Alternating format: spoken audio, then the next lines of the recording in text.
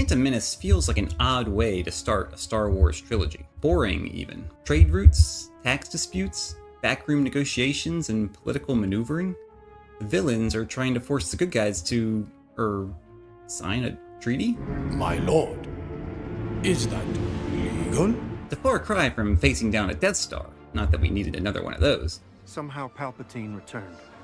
But there's something much more interesting going on than you may first notice. A struggle for the heart of the Jedi Order and the survival of the Republic that might just presage the future of the American Republic as well.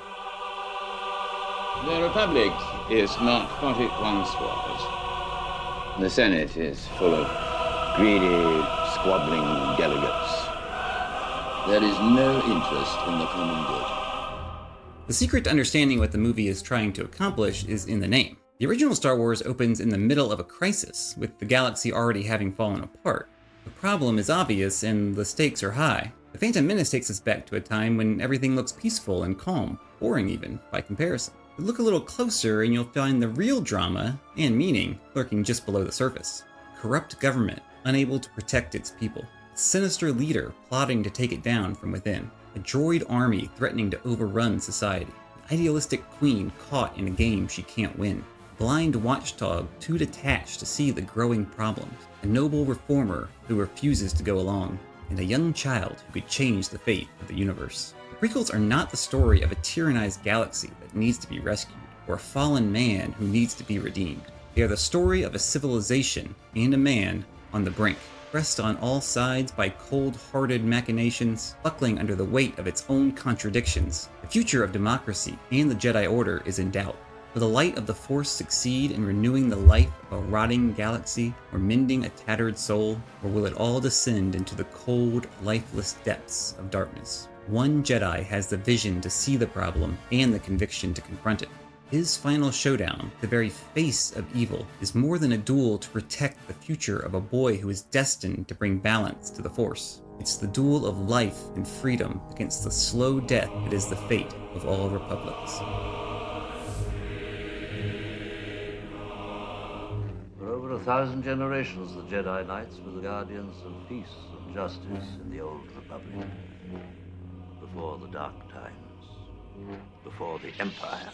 How does a republic that stood 1,000 generations become a galactic empire? Gradually, then all at once. Nothing solid breaks without first cracking. Worn down by time, shaken by crises, chipped away by accidents, forgotten, neglected, or despised in apathy or arrogance. Eventually, the foundation becomes so weak it can no longer stand. The slightest push will topple it. Rome, France, Germany, Russia, the plains of history are littered the rubble of fallen republics. Some lasted centuries, some mere months, but the cause of death was much the same. Not the singular force of a Caesar or Napoleon, nor the drama of Actium, or the horror of Reichstag, but the grind of internal strife, the breakdown of justice, the disintegration of the common bonds that cry out for answers and give opportunity to strength. To those standing on top, catastrophe is always a surprise, even when it shouldn't be. Phantom Menace is a story of such decay. The city of Theed shimmers with the skyline of Coruscant, or the towers of the Jedi Temple. There's a dark side eating away at their foundations, a theme that defines the entire series. The Jedi had stood for so long they could not see the Order and the Republic rotting under their feet, or the hidden forces hacking at that sodden trunk. It is wobbling, about to fall. All it will take is a little nudge, something as trivial, boring, as a trade dispute.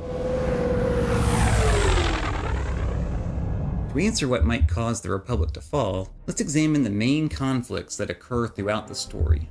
Most obvious is the Trade Federation versus Queen Amidala and the Naboo. It's no coincidence that the Trade Federation army consists of droids. Technology put to wrong ends has been a part of Star Wars since Darth Vader and the Death Star. The ideal technology in Star Wars, represented by droids like R2 and C-3PO, are servants and helpers, not superhuman intelligences nor warriors. When technology is used to accrue power, it inevitably becomes corrupted and tyrannizes the galaxy. The Naboo are fighting against an uncaring, lifeless force controlled by a distant conglomerate with purposes counter to the people they ostensibly serve. The Queen's plan is to escape to Coruscant and enlist the aid of the Republic. Yet what happens when she finally arrives to make her plea? The Senate doesn't care. They are just as cold and calculating as the battle droids. Too far away, too uncertain, too corrupt, too concerned about rules and reputations to do anything for the suffering of the people they supposedly serve. Padme is thoroughly disillusioned, which is just the opportunity Palpatine needs to widen the cracks within the Republic and offer himself as a solution. It would be easy for her to blame the system and become as cynical as Palpatine in the Senate, hiding away on distant Coruscant while disconnected from the problems of her people. But she's come a long way from the young, naive queen who couldn't accept the reality of war. The movie to this point has been slowly showing Padme how she is complicit in this corrupt system. Naboo, after all, is part of the Republic. Theed has an underbelly as dark as Coruscant. While the Naboo rule in peace and prosperity, they disdain and exclude the life of their own planet. The Gungans are not part of either the local nor the galactic society, seen as primitive by Trade Federation and Naboo alike. It is a picture of the Republic writ small, disconnected from the people beneath it, unable to see the value inherent in life as opposed to the intelligence or commerce or technology. Padme rules this system, but in her youth she has never known otherwise. Her encounter with an entirely different society on Tatooine, and a very unusual boy, begins to open her eyes. The reality of slavery is shocking to her, as shocking as the invasion of her world. In her mind, she lived in a perfect universe, where the law and justice of the Republic protected the innocent. But here is a boy born into slavery, who longs to be free, but the Republic does nothing, even though it clearly could. It's not so far away from her native Naboo. The laws, the regulations, the borders meant to work for justice have all become an excuse to ignore the injustice just outside its purview, just like the technicalities the Trade Federation uses to justify its assault. Still, she balks at Qui-Gon going outside the bounds to gamble on their future, to trust a boy and the Force to rescue them. She still has faith in the system, that if you follow all the rules and do things the right way, it will all work out. She leaves Tatooine with cracks in her belief, but it's not until she reaches Coruscant and witnesses the decay for herself that her innocence is truly shattered. Only when she is out of options, when her trust in the system she perpetuated is revealed as a lie, is she able to see where it has all gone wrong. The answer was in front of her this whole time, literally following her around while she despised it. To have any hope of rescuing her people, she must first restore the broken connections within her own society. So ignoring the rules and advice of the politicians, she reaches out instead to the Gungans with a plea for help, humbling herself and acknowledging their value as part of Naboo. The movie ends with the Naboo and Gungans celebrating a triumphant unity, two very different peoples coming together as one to enact justice for all, which could have served as an example for the Republic to follow, if not for a certain other fateful tragedy.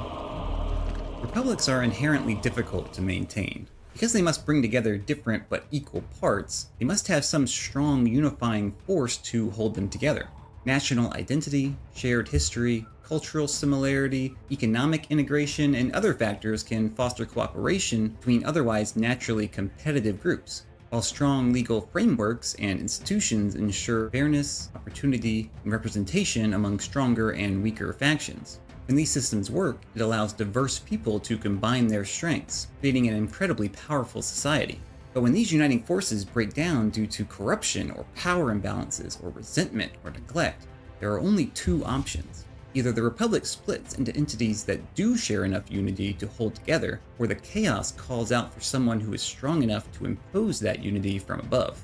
We'll see the results of each in Attack of the Clones, but the Phantom Menace still presents us with a third choice: renewing the spirit and life of the Republic to what it was meant to be. And that slim possibility is represented in the character of Qui-Gon Jinn.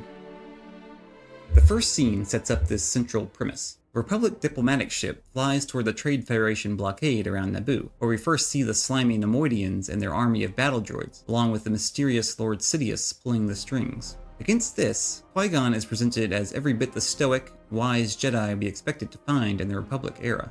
Calm, composed, unafraid, brimming with quiet power, and eager to dispense maxims to his young pupil. It invokes Yoda dealing with Luke in Empire Strikes Back, the only model of a master-Padawan relationship we'd seen at the time. But there's a bit of irony here. Listen to this scene.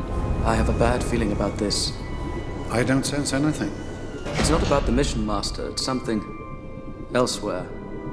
Elusive. Don't center on your anxieties, Obi-Wan. Keep your concentration here and now where it belongs. But Master Yoda said I should be mindful of the future. But not at the expense of the moment. Be mindful of the living force, young Padawan. Evidently, Qui-Gon does not quite agree with all his fellow Jedi. Just as Sidious suggests something dark is festering within the Republic, Qui-Gon hints that something is not quite right within the Jedi Order. The Force, it seems, is dying. Qui-Gon never explicitly explains what he means by the living Force, except that it focuses more on the moment than the future. But he sets himself apart exactly by his attitude toward life. Consider Jar Jar Binks. I know, everyone hates Jar Jar. Unless you're a small kid, you're supposed to. Obi-Wan does. Why do I sense we've picked up another pathetic life form? Boss Nass and Captain Tarpals sneer at him. They are superior and they know it, just like the Naboo. But not Qui-Gon. He neither patronizes nor condescends to Jar Jar, but recognizes his value as well as his limitations. The same is true of young Anakin. Qui-Gon senses Anakin's importance and embraces his help, trusting in the Force despite the long odds. Life is messy and chaotic. People are unpredictable, full of potential but flawed. Relationships are a gamble, as likely to hurt as to help in the end. But Qui-Gon takes that bet. With Obi-Wan, with Jar Jar, with Padme, with Anakin, with everyone he meets, and it pays off. This is where the rest of the Jedi have gone wrong. They have set themselves high above the life they were meant to serve, towering over the masses of Coruscant, eschewing the natural emotions and connections of humanity as too risky. As soon as he leaves his home planet, Anakin feels cold, and he receives an equally chilling reception from the Jedi Council. They see his talent, but disregard him as a person, dismissing him as too old, too fearful, too lonely, while doing nothing to help. They miss the point entirely. For all the hate on midichlorians and the Chosen One prophecy, symbolism is simple. Anakin is the embodiment of the living Force, with all the uncertainty and danger and possibility that implies. He has shown hints of fear and anger and attachment, but he has also shown great courage and selflessness and a passion for justice. You can't avoid the hardest parts of life or rise beyond the concerns of real people and relationships. Yoda, Obi-Wan, and the rest sense some distant problem in Anakin and the Force and the Republic, but they are determined to control the future with power from above to remove any risk. And so they are blind to the people and events happening around them, to the darkness growing in their midst. Only Qui-Gon cares enough not to abandon Anakin, fan the rules and the Council, and so only he can see the reality of the situation. The Republic is crumbling, the Jedi are blind to it, and this boy holds in him the potential for destruction if neglected, but also for a selfless heroism that, if nurtured, could restore justice to a broken galaxy. And that's a gamble Qui-Gon has no choice but to make. Duel of the Fates asks us to consider a simple question. Could anything have saved Anakin and the Republic? Or was it necessary to have the Empire and Darth Vader to balance the Force? We already know how the story ends, but this hope is the tension we still feel in the final battle. In a dying system overwhelmed by justice, where the greedy are taking advantage and the evil are plotting their rise, where the guardians of peace have turned inward and the good have settled for half measures, Qui-Gon is the kind of leader we want. A rebel, a rule breaker, a warrior who does not seek his own position or scheme toward the future, but who sees the truth of the moment and fights for the good of those around him. The movie never says it, but we know he is the only one who can train Anakin, who can soothe his aching soul and turn his rash impulses toward productive ends. And by preventing Anakin's anger and resentment and cynicism, Palpatine will have no purchase on him, and it will preserve and heal the divisions within the Republic too. For Anakin is the Force, and the Force is all humanity. And what is a Republic except the sum of its people? We are all Anakin, crying out against injustice and corruption and the dissolution of society. We have the power to decide the future, whether we fall for the lies of the authoritarians or the lures of the separatists. The battle with Maul is the battle against power, against chaos, against disconnection, against the dark side. Maul is raw fury. His only role is to destroy the possibility of renewal. It's a battle for the soul of Anakin, and through him, the whole Republic. The movie shows us how it is teetering on the brink, but all hope is not lost. Even at this late hour, it could go either way. Battles are won, people are freed, revenge is taken. But when Maul stabs his blade through the only man who loved life enough to risk fixing it, the Republic dies with him.